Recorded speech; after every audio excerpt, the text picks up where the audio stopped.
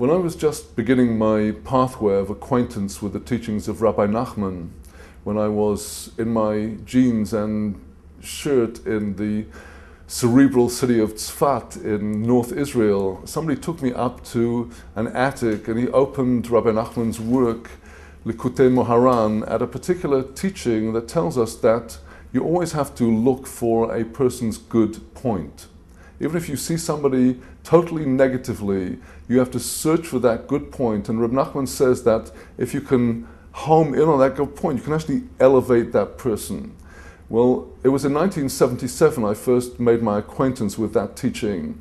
And by the year 1983, I was ready to write a book based upon that one teaching of searching for the good points in other people and in ourselves. And at that time, I had an uncle who was with terminal cancer, and I went to visit him, and I knew that this would probably be the last time I would see him or be able to talk to him. So I asked him, what did you accomplish in your life? And he told me a whole story about how back in the 1940s, he had been teaching of sewing crafts in a school in Baltimore that was serving the socially lowest class of the black community.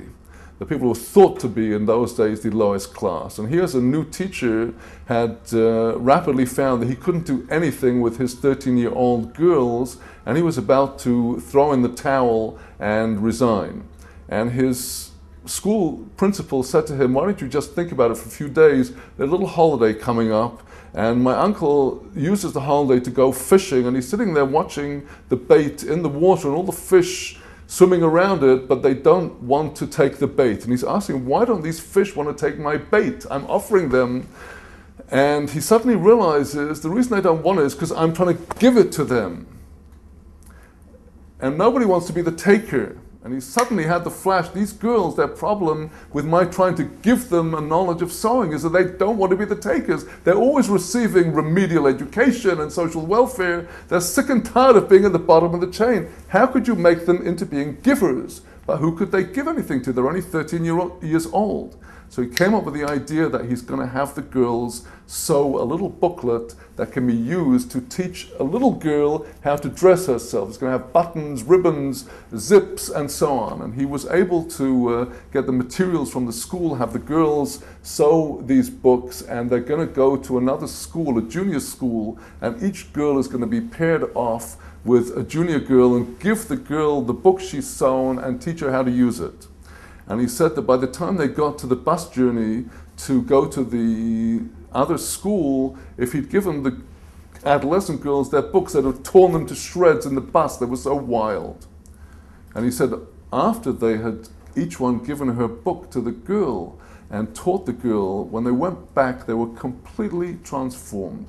A bus load of ladies, responsible, serious.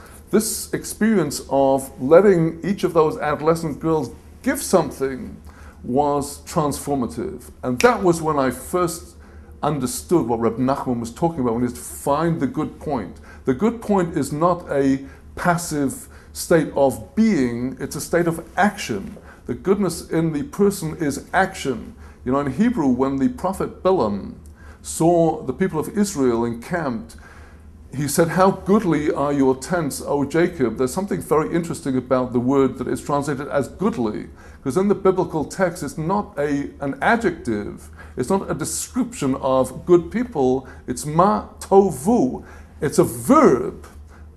Goodness is a verb, it's action, it's not a state of being. And if you can put your finger on the growth point of a person, if you can transform the person into one who gives, whether it is a contribution materially or a contribution of energy or action, by putting your finger on that action point of the person, you can transform the person. It was from that story that I heard from my uncle shortly before he left us that I began to understand the enormous potential of Reb Nachman's teachings, that whether we're looking at other people or whether we're looking into ourselves, if we can find our positive action points, we can turn gloom and frustration and despair into joy and energy and purpose and meaning.